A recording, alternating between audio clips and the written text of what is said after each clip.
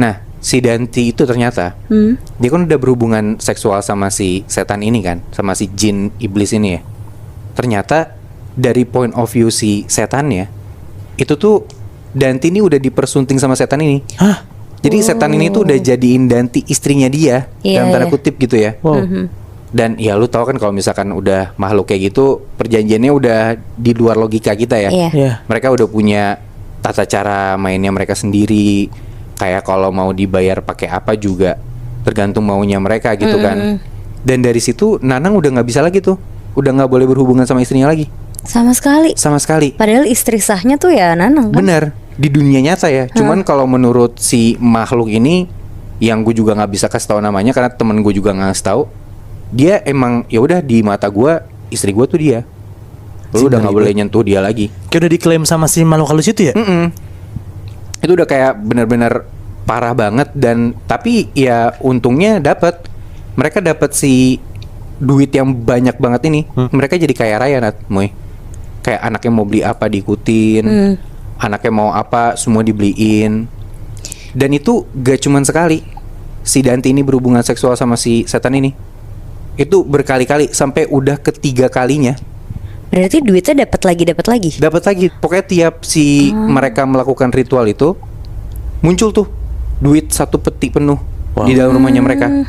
Dan sampai 3 kali akhirnya Danti bilang udah nggak mau lagi, udah cukup, nggak mau lagi. Kayak ya udah gue udah nggak mau lagi nih berhubungan seksual sama setan ini, ngelakuin ritual ini gue udah nggak mau. Dan dia udah merasa ya udah tujuan awal kita kan biar kaya gitu ya, punya duit banyak. Udah nih udah ada, dia mau berhenti aja.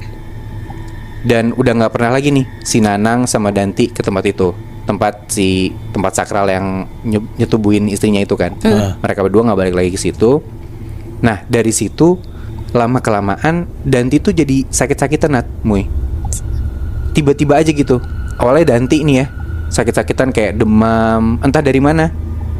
Dan kalau ke dokter tuh juga ya diagnosisnya tuh kayak ya udah ini demam biasa, cuman gak sembuh-sembuh sakitnya. Ya karena kan sakitnya sakit dari alam sana gitu kan, bukan yang emang sakit badan gitu ya. Dan lama-lama setelah Danti sakit, ternyata anak-anaknya juga ikutan sakit. Nanang pun juga ikut, jadi kayak satu keluarga tuh sakit gitu loh. Balik lagi lah Danti sama Nanang ke temennya si Nanang ini, nanya ini kenapa nih keluarga gua, kenapa bisa jadi punya penyakit aneh gini nih, satu keluarga bahkan. Gitu kan. Terus ternyata kalau kata si temennya Nanang ini, ya itu gara-gara mereka nggak ngelakuin apa yang harus dilakukan, ritual itu. Karena ternyata ya sebagaimana kalau misalkan manusia berjanji dengan setan atau makhluk halus ya, sekalinya mulai udah susah banget keluar. Udah nggak bisa menghentikan perjanjian itu gitu loh. Jadi udah nggak bisa diselesain tuh. Mereka nggak bisa semena-mena bilang, oh gue nggak mau lagi, gue udah selesai gitu. Nggak segampang itu. Anjir. Coba dinego-nego dengan ilmunya si temennya Nanang ini sama si Mardi gitu ya, tetap nggak bisa juga gitu. Nego sampai ujung-ujungnya akhirnya si Mardi ini bilang, oke, bisa nih dinego. Tapi ada satu hal, ada satu kondisinya, yang mana si setan ini, si makhluk ini, dia minta ke Nanang sama Danti, anaknya yang paling mereka sayang itu dikasih ke setan ini. Bukan buat dinikahin ya, tapi buat diambil nyawanya, diambil sukmanya gitu sebagai gantinya. Karena ya dari kacamata si makhluk ini, dia ngerasa, wah lu udah ngambil istri gua, harus ada sesuatu yang diganti nih buat gua nih. Akhirnya udah mau nggak mau, ya anaknya diambil sebagai gantinya gitu. Cuman ya gimana ya, maksudnya Nanang sama Danti juga nggak rela dong anaknya diminta gitu kan. Ya mereka juga mau kaya gara-gara buat anak-anak gue juga kan. Ya udah didiemin aja tuh permintaannya si setan ini. Nggak diapa-apain lah, kayak gue nggak mau ngasih anak gue lah. Didiemin. Tapi lama kelamaan satu persatu nih barang-barang mereka yang ada di rumah itu tuh banyak yang hilang. Tiba-tiba gitu. Tiba-tiba kayak barang-barang yang dibeli dari duit gaib ini tuh suka pada hilang entah kemana. Dan yang makin parah, ternyata anaknya kan banyak ya, si Danti sama si Nanang ini ada 4 kan. Nah, satu anaknya tuh kecelakaan naik motor, dan motor yang dibeli tuh pakai duit gaib kan, itu rusak. Anaknya kecelakaan, mati anaknya. Pokoknya mati parah banget langsung. deh. Satu anaknya mati. Diambil dong itu berarti, Bi.